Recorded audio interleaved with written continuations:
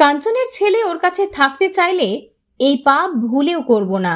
কাঞ্চন মল্লিকের ছেলে ওশকে নিয়ে কি বললেন শ্রীময়ী চট্টরাজ? সদ্যই কন্যা সন্তানের বাবা মা হয়েছেন কাঞ্চন শ্রীময়ী। সংবাদ মাধ্যমের তরফে জানতে চাওয়া হয়েছিল ভবিষ্যতে অভিনেত্রী তার মেয়ের থেকে কি চাইবেন। শ্রীময়ীর কথাই, আমি সন্তানের থেকে আমার বা আমাদের জন্য বেশি কিছু চাইব না। ও যাতে নিজের জীবন গুছিয়ে নিতে পারে, সবার আগে এই চাওয়াটাই থাকবে আমাদের। হ্যাঁ, এই চাওয়া কাঞ্চনের আগের পক্ষের সন্তান ওশের থেকেও। আমি হয়তো ওকে গর্ভে ধারণ করিনি, কিন্তু ওস তো আমারও সন্তান সম। আমার কাছে কৃষ্ভি যা ওশও তাই। বিয়ের আগে দেখেছি, ছেলে যখনই ভালো কিছু করত কাঞ্চন গর্ব করে আমায় বলতো, দেখ আমার ছেলে কত ভালো করেছে।